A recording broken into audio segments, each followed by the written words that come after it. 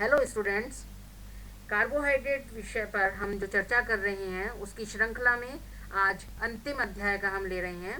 इसमें रक्त में ग्लूकोज की मात्रा का नियमन करना है और भोजन के द्वारा ग्लूकोज या कार्बोहाइड्रेट के प्राप्ति साधन हमें इसमें अध्ययन करने हैं। रक्त में ग्लूकोज हमारे अलग अलग कार्यों के लिए शक्ति प्रदान करने का कार्य करता है और ग्लूकोज से शक्ति बनने का कार्य जो है वह हमारे शरीर में चयापचय की क्रिया के द्वारा विभिन्न विभिन्न प्रणालियों से होकर के अलग अलग स्तरों पर कार्य होता है और हमारे रक्त के अंदर ग्लूकोज शक्ति के लिए माइटोकॉन्ड्रिया कोशिकाओं में जाता है और वहाँ पर यह पायरुविक एसिड लैक्टिक एसिड में परिवर्तित होकर के और ऊर्जा का कार्य देने का कार्य करता है। हमारे पायरुविक एसिड या लैक्टिक एसिड से माइटोकॉन्ड्रिया में ऊर्जा जो कि एडिनोसिन ट्राइफॉस्फेट ATP इसके रूप में प्राप्त होती है और इसके साथ ही बाई प्रोडक्ट के तौर पर कार्बन डाइऑक्साइड और जल बनता है। यह कार्बन डाइऑक्साइड और जल जो है शरीर में से उत्सर्जित हो जाता है और ATP ऊर्जा जो है वह हमारे शरीर की क्रियाओं के लिए काम में आती है। इस पूरी प्रक्रिया के लिए हमें विटामिन B की आवश्यकता होती है जो कि इस चयापचय की क्रिया को पूर्ण करने में सहायक होती है। रक्त में ग्लूकोज की मात्रा का नियमन लीवर के द्वारा किया जाता है जो कि 80 से 100 मिलीग्राम ग्लूकोज प्रति 100 ml रक्त के द्वारा निर्धारित रहता है। यह निर्धारण का कार्य ग्लूकोज का पायरुविक एसिड और लैक्टिक एसिड के रूप से एनर्जी बनाने के तौर पर भी किया जाता है ताकि रक्त में से ग्लूकोज हट जाए। ग्लूकोज जो है वह पायरुविक एसिड और लैक्टिक एसिड के रूप में परिवर्तित होकर के ऊर्जा प्रदान करने का कार्य करता है और यह ऊर्जा के प्रदान करने के कार्य में रक्त से ग्लूकोज की अतिरिक्त मात्रा हटा दी जाती है। इसमें अलग अलग क्रियाओं के द्वारा रक्त से ग्लूकोज की मात्रा हटाना या उसको वापस से ऐड करना, यानी अगर स्तर कम हो रहा है तो फिर ग्लूकोज वापस रक्त में लेकर के आना, यह कार्य चयापचय की क्रियाओं के द्वारा या हार्मोन्स के द्वारा नियंत्रण की जाती है या फिर वृक्क किडनीज के द्वारा नियंत्रित की जाती है। चयापचय की क्रिया के द्वारा नियंत्रण में हमने जो अभी ऊपर पढ़ा है ग्लाइकोलिसिस और ग्लाइकोजेनेसिस, ये दो प्रक्रिया ऐसी हैं जिनसे कि रक्त से ग्लूकोज की मात्रा को ऊर्जा प्रदान करने के लिए हटाया जाता है या अधिक मात्रा को रक्त से हटाया जाता है। इसमें सबसे महत्वपूर्ण कार्य हमारे हार्मोन्स के द्वारा भी किए जाते हैं। इसमें हम देख रहे हैं हार्मोन्स के द्वारा जो नियंत्रण किया जा रहा है, इसमें सबसे पहला आता है इंसुलिन का कार्य। इंसुलिन जो है वह पैनक्रियाज के द्वारा स्रावित किया जाता है। जैसे ही हमारे रक्त में ग्लूकोज की मात्रा बढ़ती है इंसुलिन सक्रिय होता है।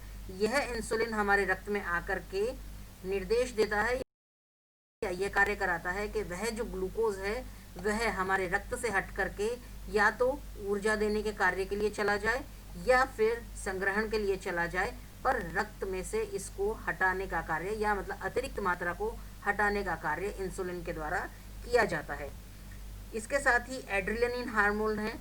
यह एड्रेनलिन हार्मोन भी हमारे वृक्क के द्वारा इसके ऊपर स्थित ग्रंथियों के द्वारा स्रावित किया जाता है और यह हमारे यकृत से संग्रहित ग्लाइकोजन में से पुनः ग्लूकोज बनवाने का कार्य करता है।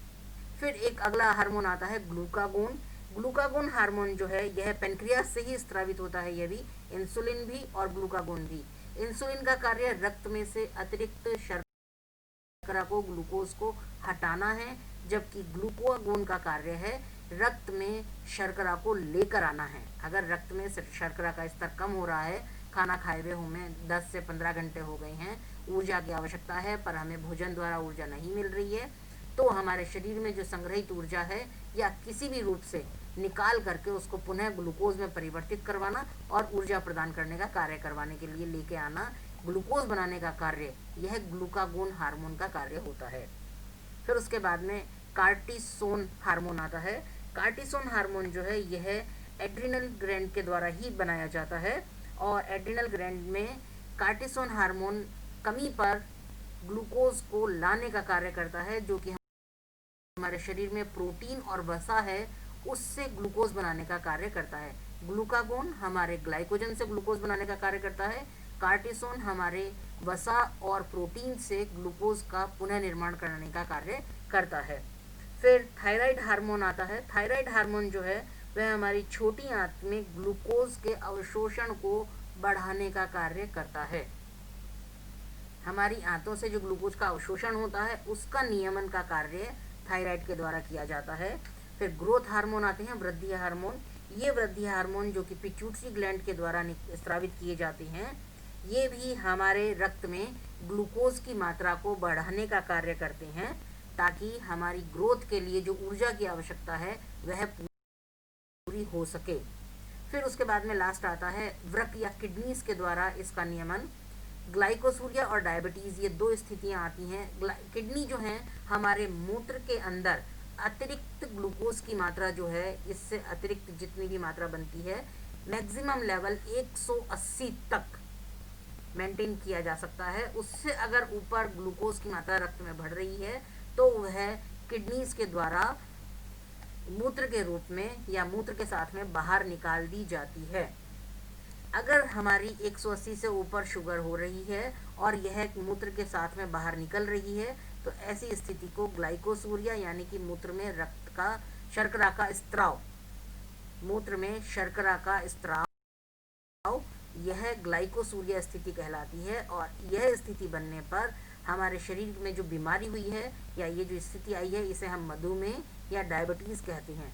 डायबिटीज़ के अंदर ग्लाइकोसूरिया सबसे पहला लक्षण है, यानी मूत्र के द्वारा शर्करा का स्त्रवण, और इसके साथ ही फिर अत्यधिक प्यास लगना, चक्कर आना यानी 2-3 इमेजेस दिखाई देना, बार बार पानी का, बार बार पेशाब का अनुभूति का होना, ये सब 3 लक्षण जो हैं ये हमारे डायबिटीज़ के लक्षण हैं, जो कि रक्त में अगर शर्करा की मात्रा बढ़ रही है तो ये किडनी के द्वारा बाहर स्रावित की जाती है और ज़्यादा मात्रा में मूत्र का निर्माण किया जाता है, इसलिए बार बार मूत्र का आना भी होता है। और शरीर से क्योंकि मूत्र के द्वारा जल का निष्कासन ज़्यादा होता है तो बार बार प्यास भी लगती है।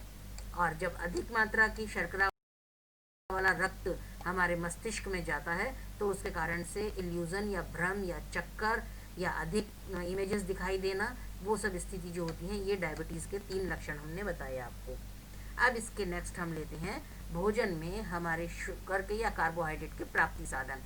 मुख्य रूप से हमारे को 70 से 75% जो कार्बोहाइड्रेट हैं वो अनाज और छोटे अनाज या मिलेट्स के द्वारा प्राप्त होते हैं। अनाज जैसे कि गेहूँ, चावल, मक्का, ये सब तो सीरियल्स हैं, और जो छोटा अनाज है जैसे कि बाजरा है, जौ हैं, ये जो कम मात्रा में काम में लिए जाते हैं, छोटे दाने के होते हैं, इनके द्वारा हमारे आहार में 70 से 75% तक ऊर्जा जो है वो इनके द्वारा मिलती है। शुगर और जैगरी ये हम कम मात्रा में खाते हैं, पर इनसे जो ऊर्जा हमें प्राप्त हो रही है कार्बोहाइड्रेट, वो प्योर फॉर्म में है बिल्कुल, तो इसलिए 95 से 99% तक ऊर्जा देने का कार्य ये करते हैं। मतलब इनसे जो भी मात्रा हम ले रहे हैं, अगर हम 5 ग्राम शक्कर ले रहे हैं या 5 ग्राम गुड़ ले रहे हैं, तो उससे हमें पूरी की पूरी ऊर्जा के रूप में ही प्राप्ति होती है। इसमें अन्य कोई पदार्थ या जल या वसा या प्रोटीन कुछ नहीं होता है, पूरा प्योर कार्बोहाइड्रेट है ये।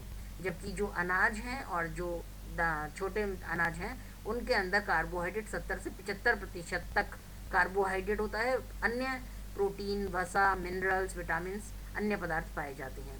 इसके बाद में हम आते हैं मिल्क शुगर। मिल्क शुगर यानी गाय का, भैंस का, माता का जो भी दूध हम काम में ले रहे हैं, उस दूध में 35 से 40% तक लैक्टोज प्राप्त होता है, और यह लैक्टोज जो है हमारे शरीर को ऊर्जा प्रदान करने का कार्य करता है।